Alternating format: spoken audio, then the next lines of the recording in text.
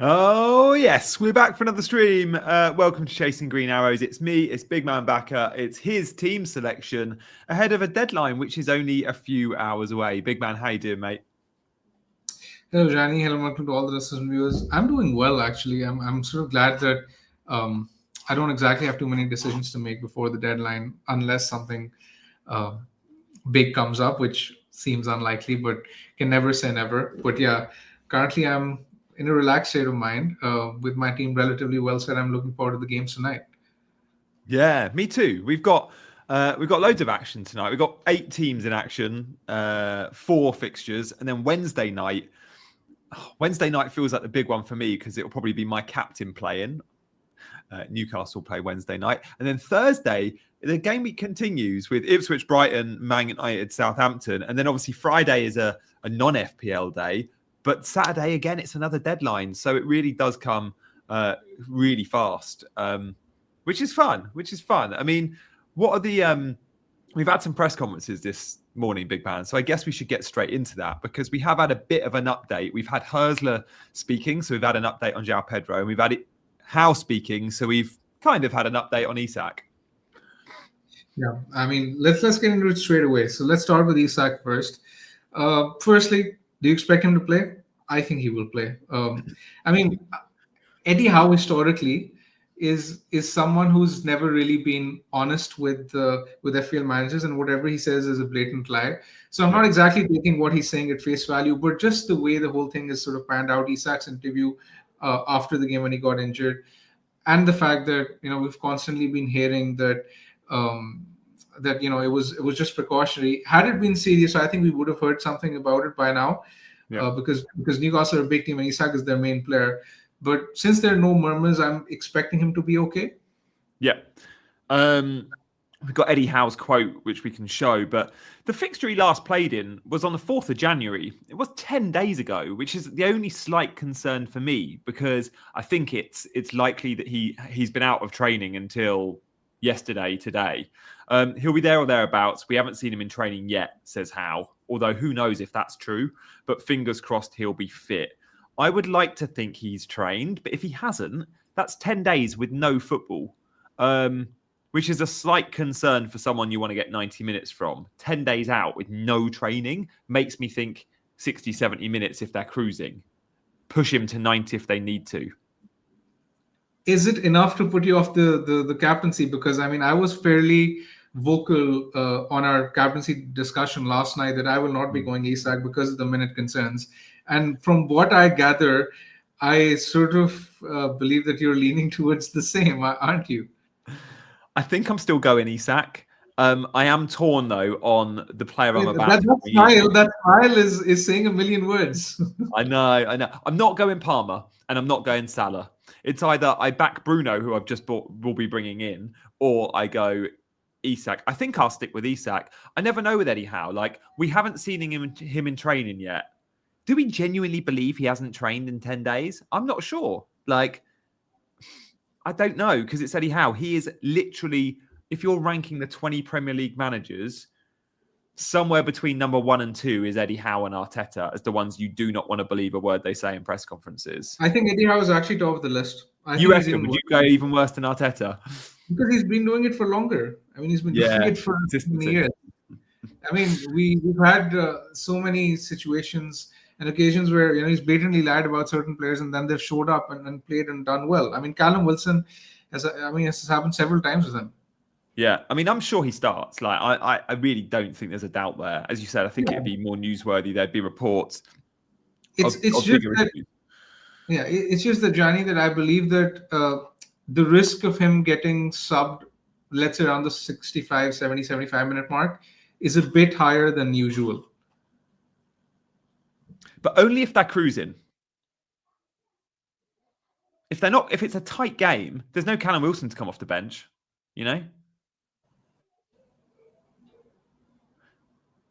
What do you reckon, big man? If they're cruising, then he can come off. If they're not cruising and it's tight, he might have to push him. There's no Callum Wilson there. Yeah, I mean, I guess the scenario which I want to avoid is that if, for example, if Newcastle are winning 2-0, Isak scored once, and then he gets up because 2-0 is a relatively comfortable lead. But I want to have my captain on the field for close to 90 minutes.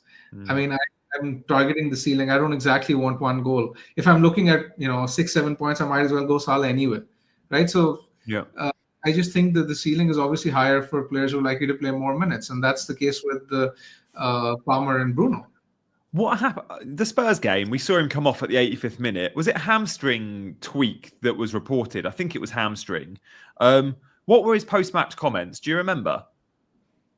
I have a goldfish's memory, so I don't recall that, Gianni. But I remember the post-match comments were like, "We're fairly optimistic." Then he missed the FA Cup game, and it was like, okay, probably expect him to miss it anyway. We saw players like, a lot of the first team miss out, or many of them admittedly were benched. So I think he starts. I still think I'll go there with captaincy. I think the fact I don't own Gordon makes me want to captain Isak slightly more. Like I don't have double Newcastle attack. Having Isak puts me back onto double Newcastle attack. You're going to say just treat it in its own right, aren't you? You know me so well, Gianni. We've been doing this for 2 years. I mean, the words out of my mouth. But I guess the sort of debate we were having yesterday as well between Gordon and Bruno, and I don't remember there was this viewer of ours who mentioned that he's picking Gordon because he wants to benefit from double Newcastle. I get that argument, but you're actually treating each pick in isolation. If you think that Bruno will outscore Gordon, then you should pick Bruno, irrespective of the fact whether or not you've doubled up on Newcastle, right? So the Yeah. captaincy debate, which we're having right now, this discussion, I assume we should just captain the player who we expect to score the most points. I don't think Anthony Gordon should be relevant to the conversation. Yeah, I get that because Michael right now. Why not consider Gordon as captain? No one's saying Gordon's not a good pick, but is he up there on a par with Salah, Isak, and Palmer and Bruno in terms of captaincy? I don't think he is. I think he's a great pick. I don't think he's a captaincy option ever really. When Isak's in the same team, I think Isak will outscore Gordon in any given game. That won't always be the case, but you back it. Okay, so that's the update on Isak. We'll do an update on Joao Pedro, which is a little bit. Feels a little bit safer. So Herzler spoke this morning. I think his press conference was at 9 a.m., half an hour before Eddie Howe's. And he gave a very long take on Joao Pedro. We might struggle to read this all out, but pretty much it looks like Joao Pedro's had discussions with Herzler. He's been a bit annoyed that he's been in and out the team because of his injuries. So he's been annoyed at that. But he's fit and he's trained. And that makes me go, the fact you're training, you're good. There is only like a 2-3 day turnaround before Brighton's next game because they play on Thursday. Now, Thursday means Joao Pedro's got more time to be ready for Ipswich. Brilliant. But it also means then when they play the Thursday night to Sunday 2 p.m. kickoff, it's a tight turnaround. And many might think they need to save him for the Man United game. I don't think that. I think he starts versus Ipswich. But again, you could see reduced minutes. Yeah, I'm finding his minutes really hard to read, to be very honest. And I think what's sort of pertinent with a lot of people, I guess a lot of people have eighth attackers like Semenyo, Rogers, Ahmad. A lot of people will be asking, bench Joao Pedro or bench, Rogers, Semenyo, Ahmad. Yeah. I think I'm benching Joao Pedro in my team. I don't want to take that risk of a cameo because even though I mean, gun to head, if I was asked, I do think that he starts. But I don't think there's a guarantee. And I do think that the risk of a cameo is actually legit because if you look at the quotes, he's mentioned words like calculated risk and the fact that he was actually, yes, it was a longer injury last time, but he the first appearance that he had was off the bench. And we've seen Hosler sort of ease players back from injury rather than throw them in straight away. So a benching won't completely surprise me, which is why, I mean, if you have a good playable eighth attacker, why risk it? Because if you've got a Semenyo, a Rogers, a Diallo, I think you're right. You probably go over him. But if you've got, say, a Enzo, who's not been a brilliant eighth attacker of late, I'm happy to start Joao Pedro over Enzo and risk it. But I think if it was Ahmad or Rogers, I'd start them over him. I agree. I think in your position, I would start Joao Pedro as well. I think you've got to risk it, basically. But it depends on who people have as the eighth attacker. But even if he does start, I mean, yes, it's Ipswich, but if he plays 60 to 65 minutes, that's not enough time for him to haul. I mean, famous last words, but I don't think that will be the case. Yeah. Mate, I've done 3 captaincy polls on Twitter this week.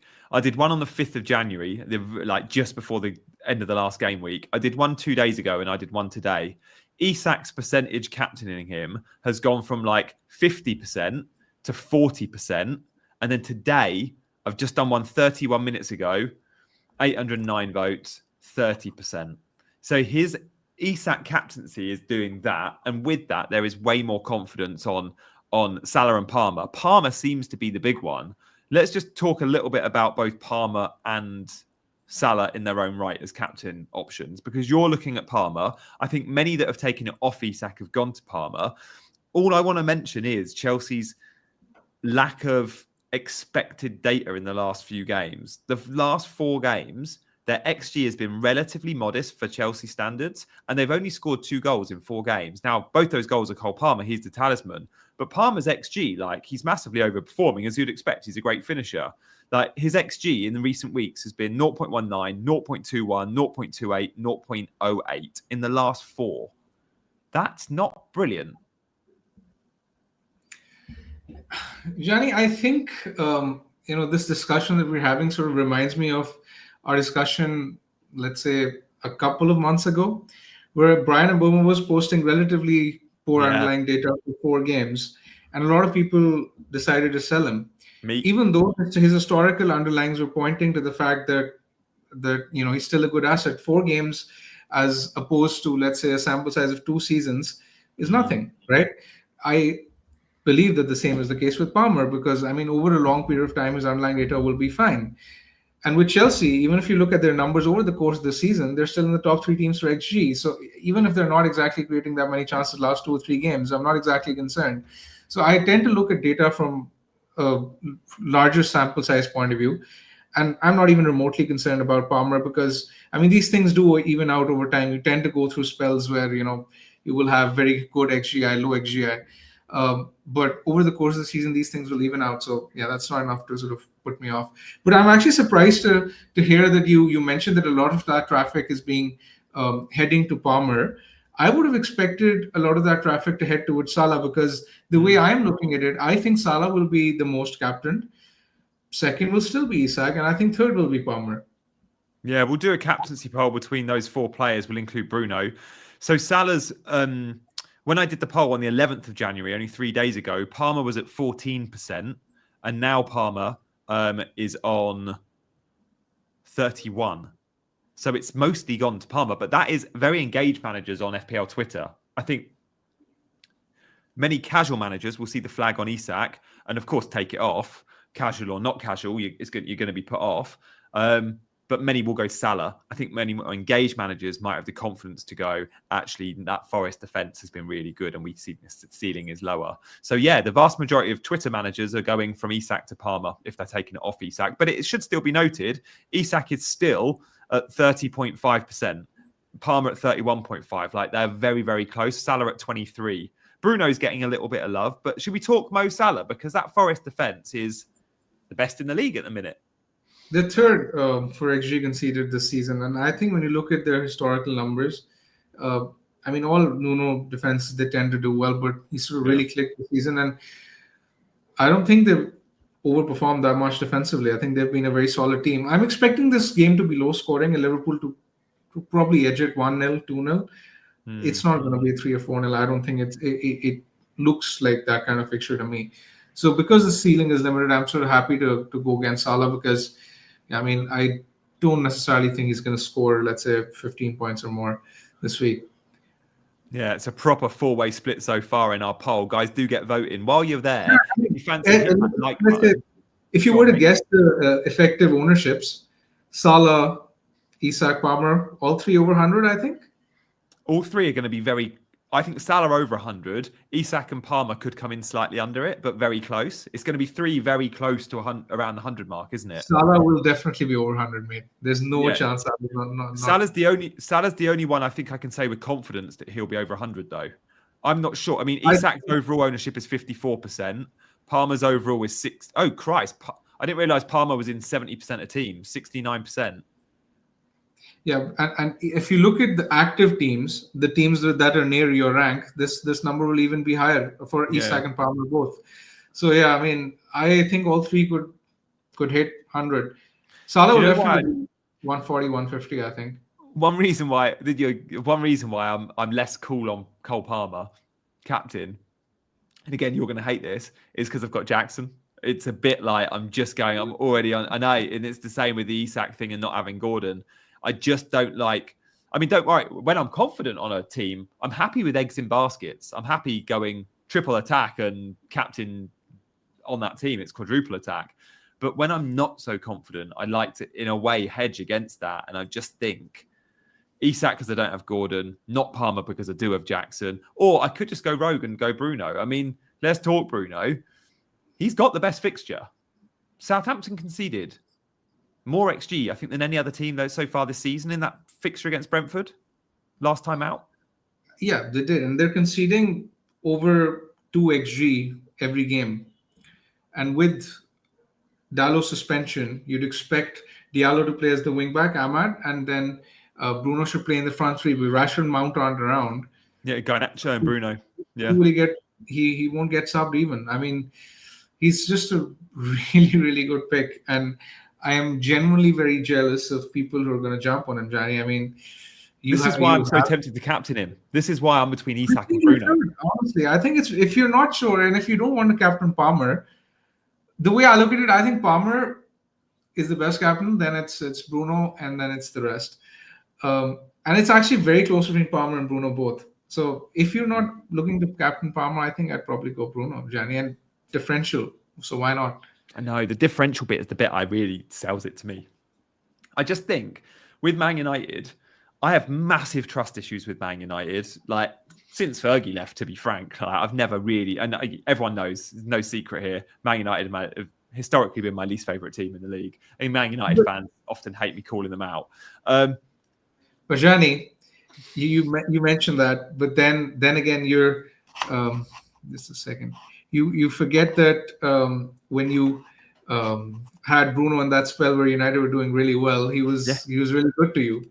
Mate, I mean, so good. I was looking back this morning and I had to tweet it because I was like, I bought him in. The week I bought him in, he got me 17 points. And then I got a 2-pointer. Then game week 13 comes around. I get a 9-pointer. Then I benched him and then another 9-pointer. I had a 17, a 2, a 9, and a 9 in 4 weeks. Like that is insane like timing. Unfortunately, I then sold him to Saka and we know what happened there. But I am confident on Bruno. I just have trust issues with Man United. Could they struggle against lesser opposition? Because they seem to always do that.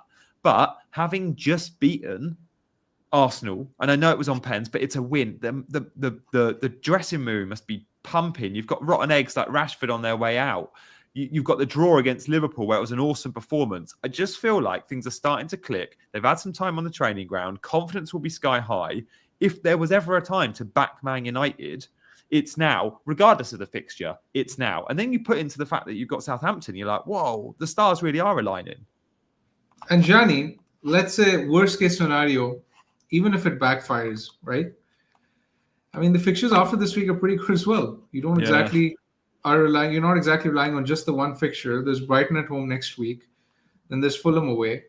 And then there's Crystal Palace, and then there's Spurs. So, I mean, the fixtures next 4 or 5 are really good. I can see myself bringing Bruno in by, let's say, give me 24, 25. I don't think I will be able to resist not having him for that long.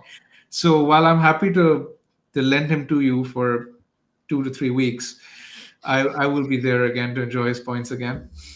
I can't believe people in the chat are saying Bruno might be benched, or yesterday it was Bruno might play in the midfield too. What's wrong with people? Bruno's a minutes monster. Are we worried about the fact he played 120 minutes? No, so did another 8-9 players. Like, it's fine. And United have United playing last in the week, right? They're playing Thursday, so I don't think that should be a huge cause of concern. Yeah, they've actually got an absolutely good rest.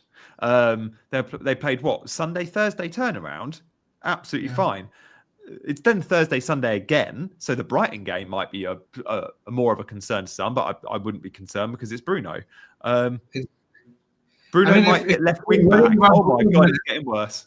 Bruno might be at left wing back now. You lot are winding me up. Exactly. If you're worried about Bruno's minutes, then I mean, you're playing the wrong game. Exactly. He's the most nailed Right player in about the game. Bruno start, you're playing the wrong game. Big man, we got over 300 watching, which is lovely. We are here for your team selection. We've still got some big topics to cover before we get there. We're speaking captaincy at the moment. I would love you guys, if you fancy, to hit that like button. Also, subscribe to Chasing Green Arrows if you're new around here. Loads of you will be watching for the first time because you'll be on YouTube searching because it's the FPL deadline and you'd have come across us. If you want to know who we are, I'm one of the faces of Chasing Green Arrows, and I've been playing FPL for a very long time. I've never had a top 10 FPL rank, though. We are in the pleasure, in the company of FPL royalty here. Big man once Stop finished embarrassing me. fourth in FPL. So reasons to subscribe are right there. Yeah, would appreciate any sort of likes and subscribes to the channel. So guys, please make sure to support us if you like the content. Gianni, do we have your team? Yeah, let's actually have a quick look at my team, and then we'll get to yours in more detail. So, I mean, I've I got some. have a feeling that both of us will sort of scroll through our teams pretty quickly because there's not much to discuss, which is nice for a change, and it's nice and refreshing because we're sort of streaming after 10 days of rest, right? Yeah. And there's not much in terms of chaos, so that's all obviously nice. So Benchings are my only headache, and captaincy. I am selling Foden to Bruno. I think this is probably the most easiest and comfortable week of the season for you. And I did mention this last night on stream as well. You're gonna have a cracking week. I can see Hall, Munoz, especially Bruno, all of them banging. So yeah, this is a cracking team for the week. It does look good. And look, if Joao Pedro doesn't play, Enzo off the bench versus Bournemouth is fine. I was tempted to go, should I keep Foden and instead of buying Bruno, buy Ahmad and go Enzo to Ahmad? But I just know long term it's Bruno's the pick I want. It's a bit like when we went shopping for a Wolves forward and it was like, Strand Larsen's good, but Cunha's better. Do you spend the extra and get Cunha? I mean, if you did, you were heavily rewarded. And I feel like it might be similar with Ahmad and Bruno, who are both good picks in their own right, but Bruno's just the better pick if you've got the money. Mate, we need to talk about my bench. Goalkeeper we'll get to. Mikalenko and Lewis. I've got the benching order right, haven't I? You've got to obviously you're going to start Munoz and Hall. You've got to start Trent. But between Mikalenko, if Trent didn't play, Mikalenko above Rico Lewis? I think so. Yeah, I think so. I mean, I'm fairly confident that Brentford score. So yeah, I think I'd probably have Mikalenko, but I see Trent starting, and even if he doesn't, I mean, he's gonna cameo, isn't he? Bradley won't play 90 unless he's not exactly fit to play 90 anyway. So yeah, I mean, I think the bench is fine, and yeah, I think captaincy is the only sort of debate that you can have in your head. But yeah, I mean, I think you're gonna go Isak. I don't know if I am now. The more we talk about Bruno, the more I want him. Let's talk. I'm sort of curious to know, Gianni, as to what plans do you have for your team in the coming weeks? Because this week sort of seems straightforward. How are you looking at navigating the weeks to come with just one free transfer at your disposal? Yeah, and I'll have 1.3 in the bank, I think, if I go Foden to Bruno. So I'll have a little bit of money. Obviously, I don't have an Arsenal defender. So maybe in the next few weeks, I'll probably be buying an Arsenal defender again. But for the time being, I'm fine. Like Rico Lewis could go to an Arsenal defender, for example. My plans are to keep rolling if I can and probably keep the money in the bank. Nico Jackson could become a sell very soon. And Cody Gakpo is the third Liverpool player I could very easily jump on. It will either be Konate or Gakpo. I don't think I'll be saving a Liverpool spot for the double. Like I'm not going to be going on a slot, therefore I'm going to have triple Liverpool. But that's not till game week 29. We've got ages before that. So I'm happy. By the time I get Bruno in this team, there's no players I want to offload. So I'm very happy. I thought by now I'd be selling a Matt Sells. I always planned to get a Raya or an Allison, but the way Forest have been defending of late, obviously you're not going to be selling Matt Sells. So I'm happy sticking with Matt Sells. He's proven to be the best goalkeeper in the game. Yeah, Gianni, I think I was going to mention when you were mentioning the Arsenal defender that doubling up on the Liverpool defense could be better. So you mentioned Konate. I think he's someone you can bring into your team. So I think for you going forward, game week 22, 23, I think should be good weeks to roll looking at this team, assuming that nothing changes, because that would then put you in a very strong position. Let's say before game week 24, where you'll have, let's say, 3 or 4 free transfers to then attack not only double game week 24, but also the blanks and doubles to come later. I would say the Enzo spot, I'm very happy having sort of Rodgers and Joao Pedro as my 7th, 8th attackers. If I can get Enzo up to an Mbermo in a few weeks' time, that would be the plan. And I could do that by, say, downgrading a Jackson to a Gakpo. I'll have 1.3 in the bank already, and then would need a little bit more to go Enzo and Mbermo. But that is something on my mind. How do I get Enzo to Mbermo in 2, 3, 4 weeks' time? It's not pressing. But Johnny, I think in 3 weeks' time, if I was to guess, I think you'd be looking at a Bournemouth midfielder, because their fixtures from 24, 25 the fixtures are insane. Yeah, true. And I think I'm sort of looking at similar from my team. I might be selling Rodgers for some menu later. Yeah. At that point. Yeah, exactly that. Mate, what do we think? We'll do a poll. Who should Gianni start in goal tonight? Sales or Fabianski? I mean, new manager bounce for Potter. But Jimenez is playing well. Fulham attack is always fun. You've got to go West Ham. Surely, new manager bounce. It's 20% clean sheet odds versus 15% for sales. So Fabianski, the bookies fancy by 5%. And I would expect that Fabianski generally should be better for saves as well. You reckon? No, Liverpool have sales busy. Yeah, but like West Ham conceded a lot of shots, so maybe that changes under Potter. So I'm not exactly sure, but Potter teams in general concede shots, though, don't they? Potter teams in general do concede shots. Win tonight, I think West Ham keep it close. I don't think it. I mean, I have Raul in my team, and I'm not exactly expecting too much from him. Yeah, I see kind of a 1-1. I don't know. I'm on the fence. Exactly, and if you're predicting a 1-1, a 0-0 is not that far away. Yeah, true. Yeah, maybe you're right. That's exactly my point. You just need a bit of luck to go your way. And I've played Fabi in the last 4 weeks where Sales kept 4 clean sheets. I played Fabianski in 2 of them, and those 2 weeks, Sales got a 9 and a 7. No, maybe a 12 and a 9. He absolutely smashed it, and I benched him for both of them. I remember these weeks. Yeah. But you're right. History doesn't make a difference to my decision. Fabianski is the smart move. And to be fair, on my current team, this is obviously a graphic that's been made. My current team, I do have Fabianski in goal. I was on the fence. I was 50-50. West Ham would look. They looked all right in the FA Cup against Aston Villa, which was his first game in charge. I mean, Fabianski started. Yeah, exactly. They defended fairly well for the majority of the game. I mean, much better than what they've been doing so far. So you might see a bit of a bounce this week. Yeah, exactly that. The other big decision, if you're selling Foden, and by the way, we'll hear team news, so I think Foden starts, but that's not going to put me off. I know long-term Bruno's the better pick, and I think this week he's even a better pick. It's just, do you go Gordon? 1, I don't necessarily need the money, but 2, I think Bruno's a better pick than Gordon. Like, it's that simple. I mean, how do you rank Gordon versus Bruno? Because many, in the community especially, prefer Gordon to Bruno. I prefer Bruno, and I think it's fairly close between the two, but because Newcastle are likely to have a blank in game week 29, Bruno, you can just forget in your team for a while. Gordon will be transferred out if Newcastle manage to hang on to their lead against Arsenal. So, yeah, I mean, I prefer Bruno for that reason alone. Yeah, and look, you might be able to go 29 without a free hit if you're not invested heavily on teams like Palace and you only got 1 or 2 Newcastle or 1 or 2 Liverpool. And exactly. I'm sort of free hitting in 29 just to load up on Newcastle and Crystal Palace. Doesn't feel right. It seems absurd, right? I mean, it's not something that feels right. Yeah, I'm with you there. I will be trying to avoid free hit in 29.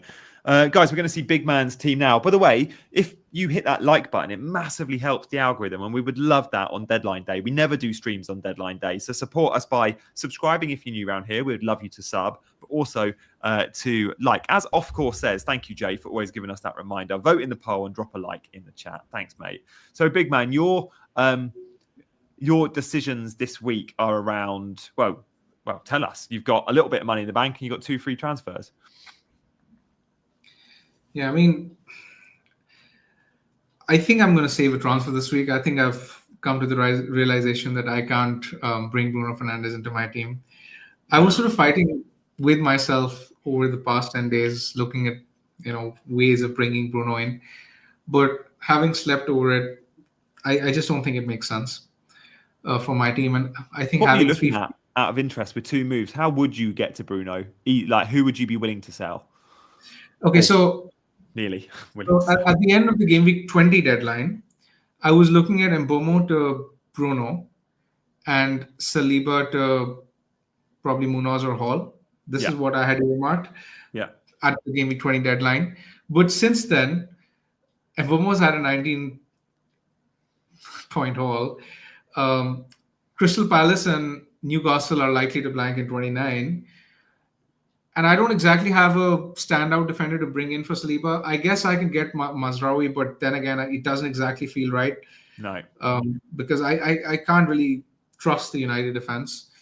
So, and Arsenal, despite the relatively tough fixtures, um, which I mean they might seem tough on paper, but when you look at the bookmaker probabilities, they're actually in the top three teams for clean sheet probability in each of the next 3 game weeks. So, do I really need to sell Saliba? I don't think so. Mm.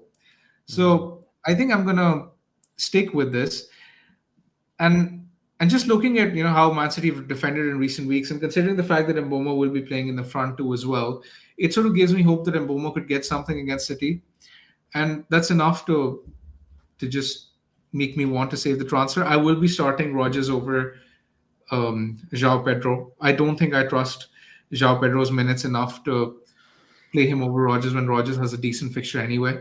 I think you got that right. I'd go Rogers over Joao Pedro, but would you go Joao Pedro over Raul Jimenez? No, I think Raul Jimenez is better because he's going to play close to 80, 90 minutes, I think. Mm. Yeah, I think I'd go Raul over Pedro. I mean, any sort of attacker who's expected to play 70 to 75 minutes and has a decent fixture this week, whether it be Rogers, Semenyo, Ahmad, Raul, uh, I would prefer over Joao Pedro personally. And apart from that, I think the team looks fine. I just think having 3 free transfers would be really, really powerful for my team. And this is something I want to sort of speak about. And I did mention in the previous show as well that having the luxury of multiple free transfers in the weeks to come will be very crucial because currently we only have information about the game week 24 deadline. We're sort of going blind into the chaos that is to come, whether it's the blanks or the doubles for game week 29 or of what is to happen later. We discussed this assistant manager chip briefly last night, Gianni, and I think the best use of the chip is by making free transfers and using it on managers to get the optimal manager every week. Because the chip is so powerful, you want to use those transfers on the managers. So I want to stack up those transfers so that not only am I able to save my free hit in game week 29, but then I'm also able to attack the doubles and the assistant manager chip later. And I know. I mean, I might be sacrificing a few points here and there for short-term gains, but I just think long-term planning comes into play here, and I just think it's sort of imperative to my plans going forward. Yeah, and that's why no Bruno works for you this week because selling a player like Mbermo to then have to maybe reshuffle the pack or bring him back makes no sense. I would It seems say though, counterintuitive. I are think it you seems missing points counterintuitive. now by having double Arsenal defence? Should you not be jumping on a Munoz or a Hall? Like, I'd sell Saliba to Munoz or Hall in a heartbeat now because you've got 8 weeks till game week 29. No, I don't think so because let's say in the next 6 weeks, do you expect the Arsenal defense to score more or Munoz? I still would back the Arsenal defense. I don't. I put Munoz over Saliba. Maybe not over Gabriel, but over Saliba, yeah. Like, mate, Arsenal aren't. I don't back. Is it worth? I don't have an Arsenal defender, right? I've got. So I have got. I've got a horse in this race because I've actively gone no Arsenal defense, which I'm guessing you won't find another content creator out there that's stupid enough to not have an Arsenal defender. I think not having any Arsenal defense is actually it's not crazy, to be very honest. I think it's fine because the fixtures, I mean, they haven't really been great anyway. Yeah. What my question to you, Gianni, would be that you mentioned that you expect Munoz to outscore Saliba next, let's say, 6 weeks. Do you expect him to score Saliba by that much to justify selling Saliba to Munoz right now and then potentially selling Munoz again in 29 to get a player who plays. So that's two transfers I'm using Mhm. for a very low upside transfer. Well, That's why I don't like it. okay, let's assume you do need to sell him by 29. Although, of course, in 29 you could bench him depending on who else you got. But let's say that's 8 points, right? Because you're using a transfer in now, and a transfer out ahead of 29. Does Munoz outscore Saliba in the next 8 game weeks by 8 points? I think he does. Like, genuinely, he is the highest XG of all defenders in the game. He has huge assist threat. He is playing as a winger. And more importantly, Palace have fixtures in the next 8 games like Leicester, like Ipswich, like Everton at home, like Brentford at home. The Palace run is insane. I genuinely prefer Munoz over Saliba for 8 points. And you get over $1 million and change. Like, that million is probably going to be worthwhile somewhere else. Gianni, I do think that Munoz is an excellent option, and I think he'll do well in the weeks to come. But then again, I mean, if push comes to shove, I would always go for clean sheets as the bread and butter for defenders. Yeah. I do think that Arsenal over a period of time will just keep a lot of clean sheets. So I'm fine having Saliba and not moving him on from Munoz, because I just think saving that transfer could be fairly critical. And I also want to mention here, and it's just something I forgot to mention, is that I might be moving Saliba onto Kanate for the double anyway. So Right. if Yeah. I get Munoz in, then that's another problem, because I am not planning on getting any other Liverpool attacker unless there's any injury in the attack. I just don't want to play the roulette with their minutes. So currently I'm looking at a Liverpool defender, and I think I'm very curious to look at Ibrahim Konate if he stays fit. I think he's someone in my plans, and I think Saliba could be one that makes way for him. And if that is the case, then even if I own Munoz, will I ever play him over Konate, Trent, and Gabriel? I don't think I will. So, and besides, I also have Colwell as cover, who basically never plays for my team anyway. So I just think I'm in that position where I don't exactly have the luxury of going for him, even though he's a fantastic option.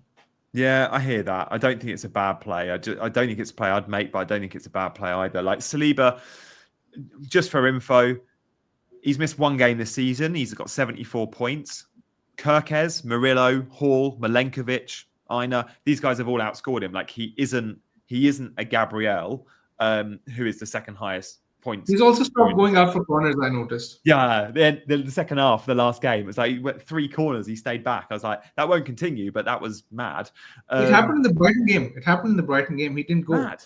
But Timber's going up, and Timber's got 4 or 5 fewer inches. But I think this might have to do with the tactic of some teams putting some players on the other end of the field to counter them. I think that this is something to do with that, I think. Because, I mean, that was scoring goals for fun, left, right, and center. So it seems bizarre not to send him off for corners when he scored, twice or thrice already this season? Yeah, I know. I couldn't believe that. Mate, would you start... I don't know what the clean sheet odds are for Chelsea, but Bournemouth, obviously, without a recognised senior number 9, like, we've got long-term injuries now to both their number 9s. It'll probably be Semenyo up front, and Semenyo is always dangerous. But Chelsea at home... Clivert will be playing up front because he played up front in... not Clivert, Otara. Otara will be up front. Otara played up front, did he, last time out? He played up front in the cup, and he did really well. And the manager actually praised him. So I think Semenyo will play in his usual position. Clivert one side, and up top we'll see Otara. Interesting. I mean, would you go Colwill over... I think Spurs score, but double Arsenal defence when you've got Colwill sat there. Bournemouth will score. Chelsea are bad at the back. Yeah, I mean, Bournemouth will score, and Bournemouth are third for XG this season. So they just seem that kind of team are going to score irrespective of whatever fixture they come up in. So, yeah, I think I'm fairly confident that they do well. I'm just looking at the clean sheet odds between Chelsea and Arsenal. Chelsea clean sheet odds 28%, Arsenal 36%, to be fair. Arsenal are still backed as the most likely team other than Man United at 44 and Newcastle also at 36.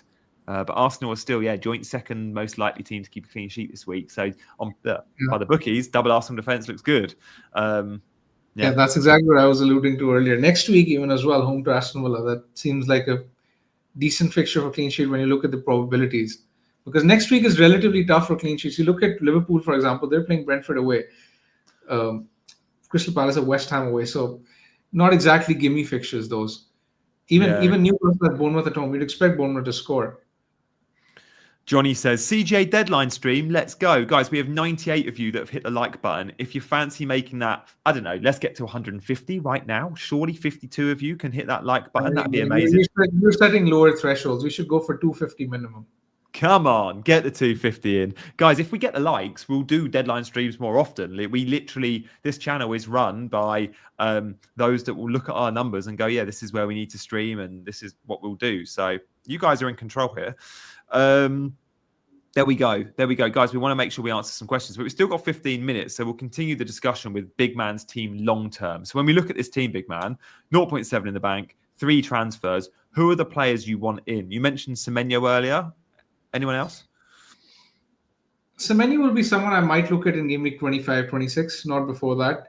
Yeah. Konate is one I'm looking at if he stays fit. I've mentioned Sooner. Konate. I might look at Pickford even in goal because if Everton are having a double, then that double is all right. I mean, Leicester at home is basically the carrot that I want to go for. And I mean, Flecken is kind of useless anyway. So if I get someone to rotate with him, that would be nice. So maybe Pickford, maybe Konate.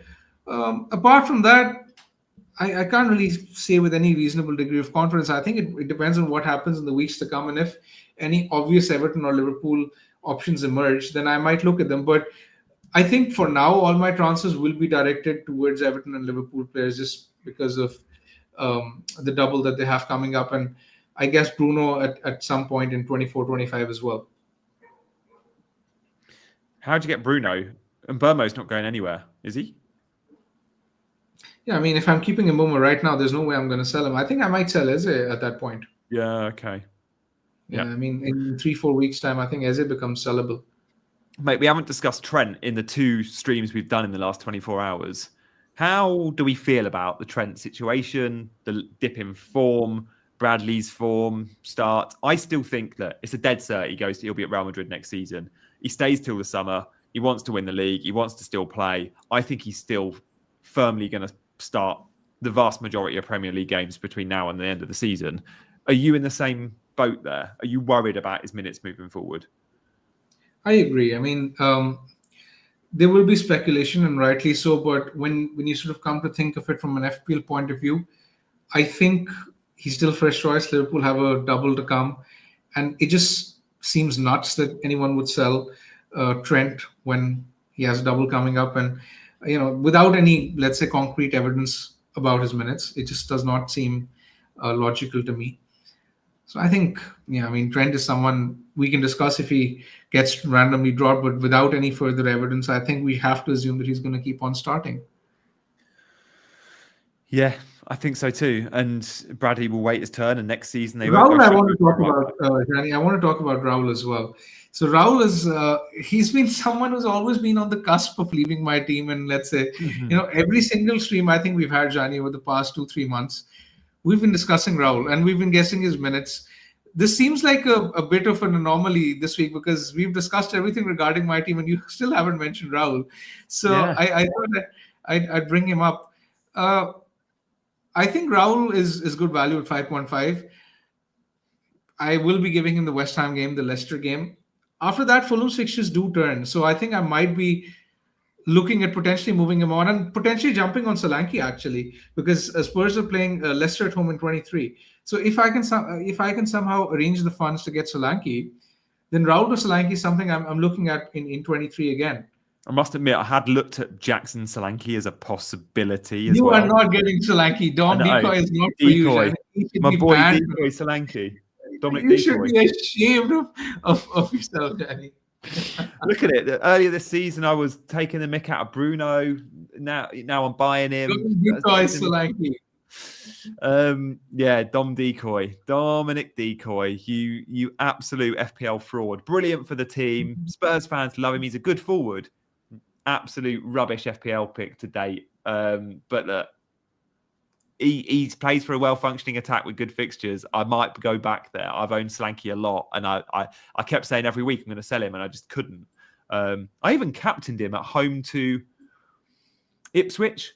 Of course, he blanked. Yeah, yeah, it was Ipswich. I remember. I remember we texted during the game, and Everyone else had Salah captain. I didn't even own Salah. And Salah went and bagged, I think. I think it was that week. Yeah, okay. If you were to sell Raul Jimenez, though, Solanke, Joao Pedro, Isak, yeah, you'd need a little bit of money, but I guess you'd be getting that because you could get it out of an Eze to a Semenyo or whatever. Or a Saliba to Saliba Konate now. would free up some for Saliba to Konate would free up some good Yeah. funds. Yeah, we forget how cheap Konate is. What is he, 5.1 or something? Yeah, I mean, I already have 0.7 million in the bank, so I mean, those funds will be very crucial. And I think if Konate is played at that price, he should be good value. I mean, I really hope he is because I don't. I mean, I don't exactly feel like going for Van Dijk. I would rather go for Konate. Yeah, But save the money. Save the money. And look, Van Dijk's clearly the slightly better bonus beast, slightly better for minutes, slightly better goal threat, but Konate saves you a ton. Do you think you'll go double Liverpool defence though? Because genuinely, I think for the double game week, I two away absolutely will. games, I'm gonna want a bit of that attack action. And if I feel like Gakpo's gonna start both games, even if he gets 60, 70 in both, 120 minutes of Gakpo, I might just go for it. I absolutely will, Gianni, because I mean, you look at my attackers. Eze is going nowhere because he's nailed good fixtures, and Bomo is going to stay. Palmer, Salah not going anywhere. Raul, Joao Pedro, Isak going to stay. If I sell Raul, I'm going to sell him for Solanke, right? So realistically, the only way that I get three Liverpool in my team is through either a defense or a goalkeeper. And while I was looking at Allison earlier, I think this Pickford route is enticing as well because it would then also allow me to get someone like a Van Dijk or a Konate in for Saliba, and that's something I'm happy to do. So I almost certainly think that I will be picking one of Konate or Van Dijk. It's just that it depends on the fitness. Yeah. Big Tip says Meniz is injured. Meniz looks like he might be all right, actually, from what I read from Marco Silva's quotes.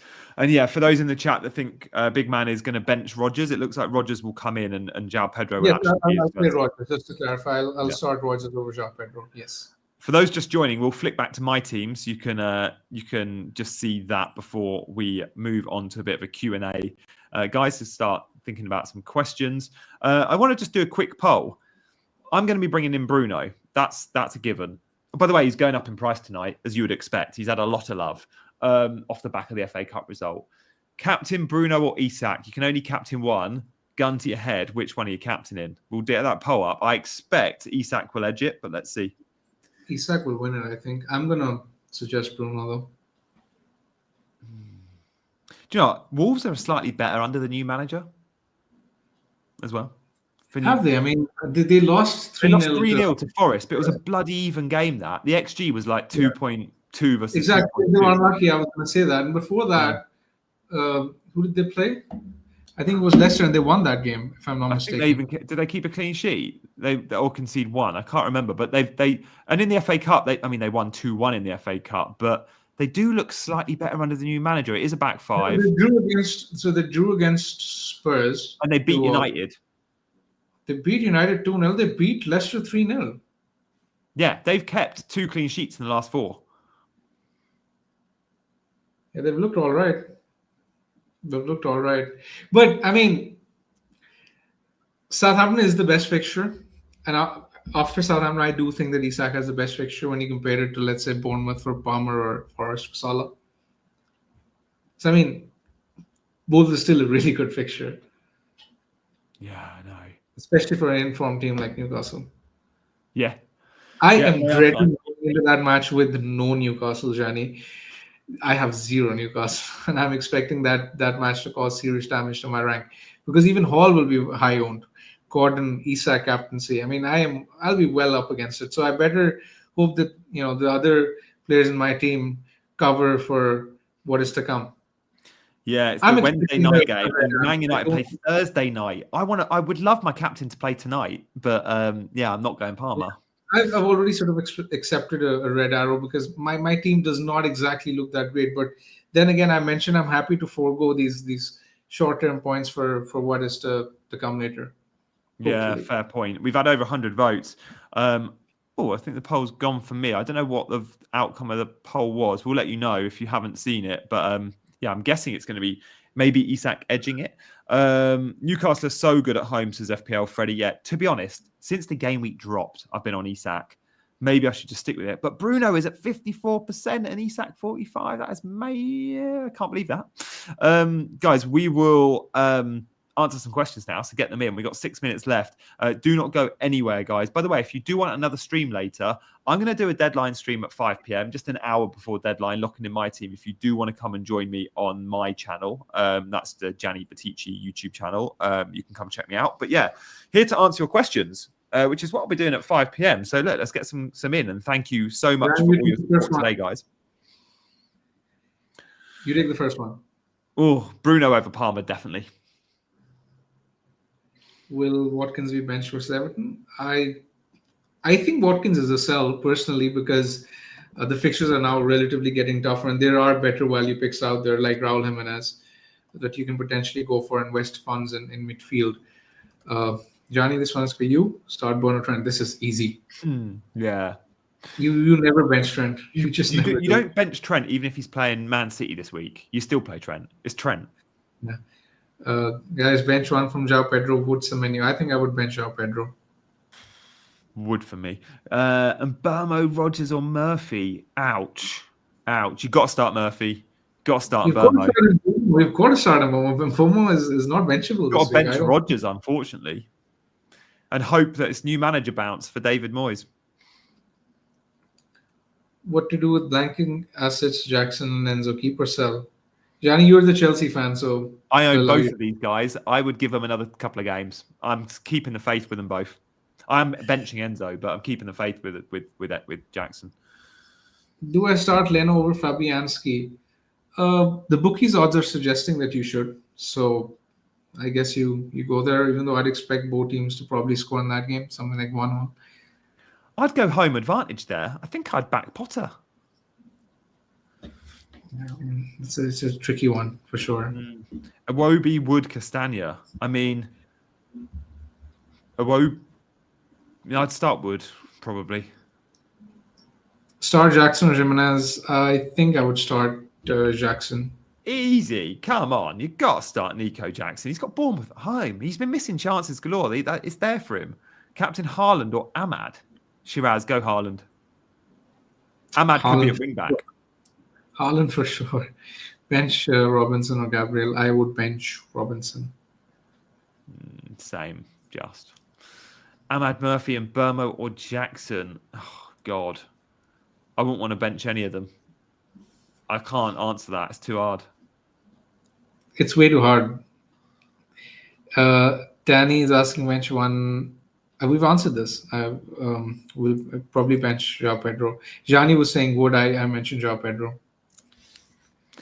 If you've got non-bench questions, so they're a little bit more specific to everyone else watching, we're more likely to take them, guys. Would transfer out Joao Pedro to Mateta? Good question. No, I'd keep Joao Pedro in.